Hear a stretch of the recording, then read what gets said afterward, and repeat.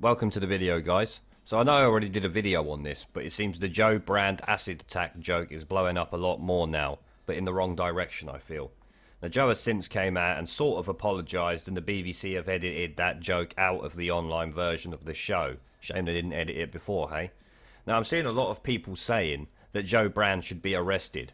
We even had Nigel Farage asking viewers their opinions surrounding the police getting involved in the situation on his LBC radio show. Now, during the broadcast, he gives his thoughts on Joe Brand's joke and the media storm surrounding it.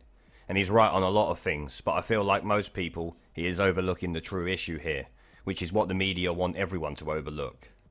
Now, what I have to say in this video may be an unpopular opinion, but hear me out as there is logic behind it.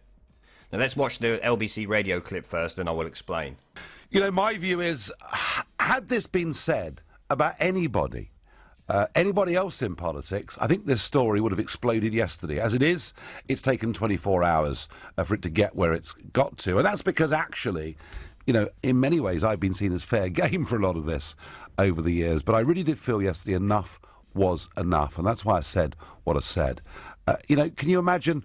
I'm not going to name a name. It'd be wrong.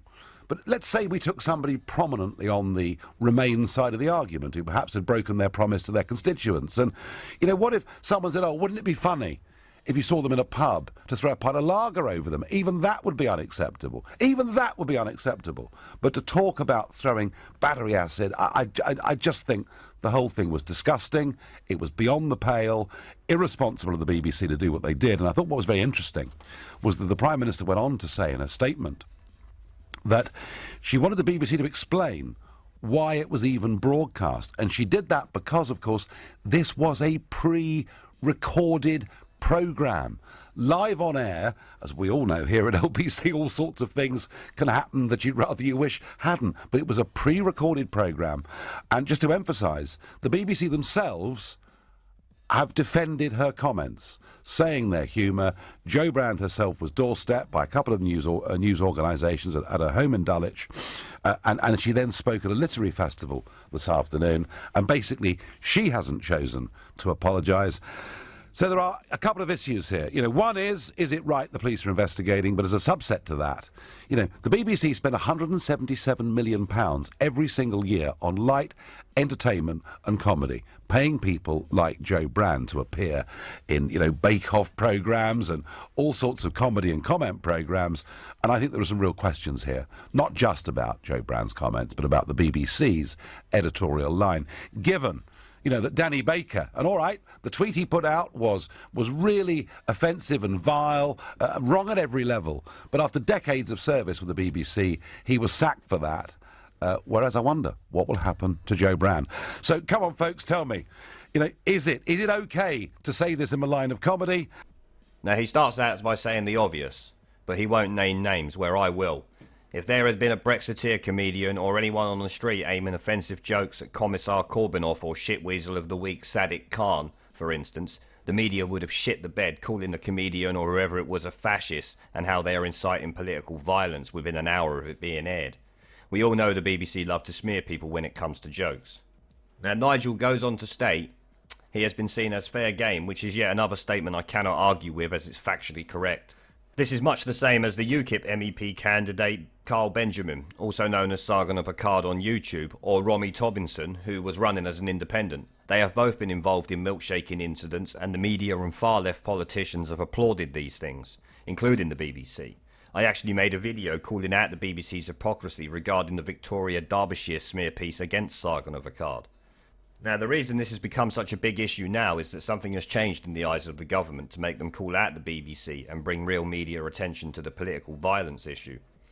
Now, it's a shame the government won't spend the time to combat political correctness, which is the driving force behind this madness in politics at the moment, including the violence. Radical feminists and soy boy shitweasels contact media and politicians claiming outrage to influence policy and smear people they don't like. Now, the point I wanted to make in this video is that Nigel and many others are focusing on Jo Brand and her joke directly, which is what the media want in an attempt to limit the flack the real guilty party receives. As Nigel says, this was a pre-recorded show. Now, we are all advocates of free speech here. Well, I would like to think we are. I know I am. So, in my opinion, Joe's joke, while completely shit and ill-timed with the acid attacks in recent times and real political violence over the years, it is still just a joke, and as such she should not be getting the flack for it. It's her right to say what she wants. We was all outraged when Victoria Derbyshire smeared Sargon of Akkad for a joke, which regardless of who you are, even if the joke is not funny, it's still a joke, and should be protected under free speech. I see too many people saying it's okay, she's a professional comedian, she has free speech, and to that I respond, regardless of her job title, she has free speech, the same as everybody else. Comedy is not limited to comedians, the same as free speech is not limited to comedians. Now the focus of the outrage should be on the BBC, and more importantly, on the editor in charge in signing off the show to be aired. The BBC and its editors clearly supported what was said, as they could have edited it out and they chose not to. Now we also have to remember how the BBC smeared Sargon of Akkad regarding his joke about not raping the schnivelling shitweasel Jess Phillips, as I alluded to earlier. They attacked him constantly in the run-up to the EU elections and did not condemn the people who attacked him in the street. Last week, we revealed that the police were investigating whether a UKIP candidate in the forthcoming European elections committed an offence when he said this about the Labour MP Jess Phillips in a video now taken down by YouTube. There's been an awful lot of talk about whether I would or would not even rape Jess Phillips. I've been in a lot of trouble for my hardline stance of not even raping her. I suppose with enough pressure, I might cave. But let's be honest, nobody's got that much beer. The Labour MP told us about the impact that those comments had on her. I've been putting a brave face on it and pretending that it was all fine and that I could cope. And it sort of dawned on me that for 4 years, essentially, this man has made a career out of harassing me, and I felt harassed. I felt like, how can somebody say that they would rape me if forced and be a legitimate candidate in an election?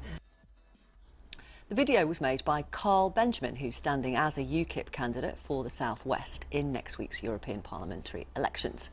We asked him onto our programme to respond to the interview Jess Phillips gave us. Ahead of those elections, you might remember, earlier this week we invited all the parties fielding candidates, Conservatives, UKIP, Labour, the Lib Dems, the Brexit Party, SNP, Plaid Cymru, Change UK and the Green Party onto the show to discuss their policies, which they did. This interview with Mr Benjamin is not about UKIP policies. Thank you very much for talking to us. We invited you on after we interviewed, as you know, the Labour MP Jess Phillips last week. I want to ask you, why did you decide to choose rape when talking about Jess Phillips? I'm interested in why you're deliberately misrepresenting what's happened. Have you seen the video in question? Of course, yes. Right, and how would you describe that video? Why did you decide to choose rape? It's very important because you've been lying about me and I've been attacked in the street because of your lies. So this is genuinely important. I've never lied about you, and you're here today.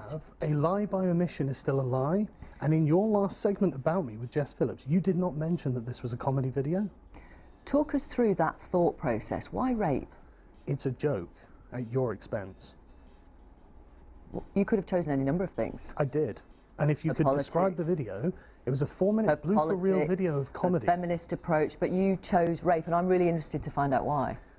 It's honestly part of a long meta joke about the way that the media is bullying Jess Phillips with jokes I made that she never saw.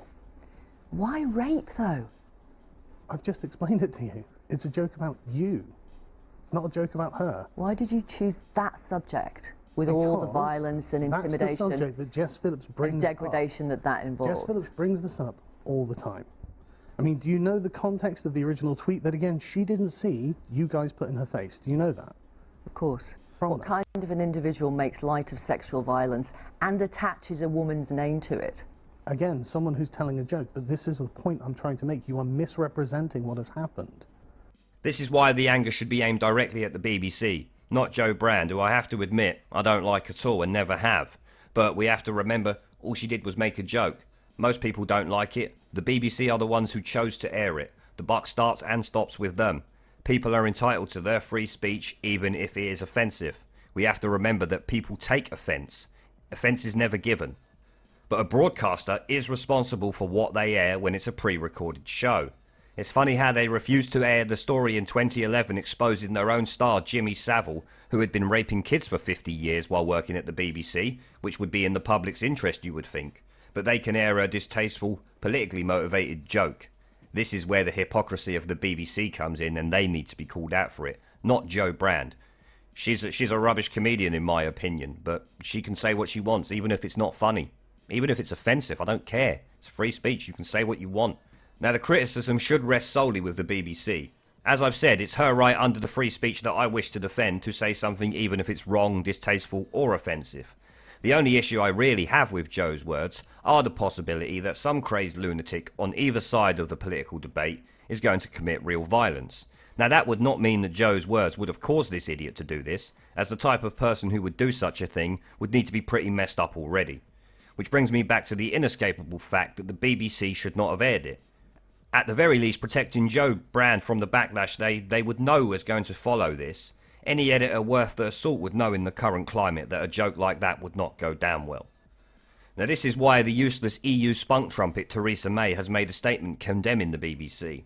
She knows the buck stops with them. Jo can say what she wants as a person, but the BBC has a duty not to air offensive content under its charter.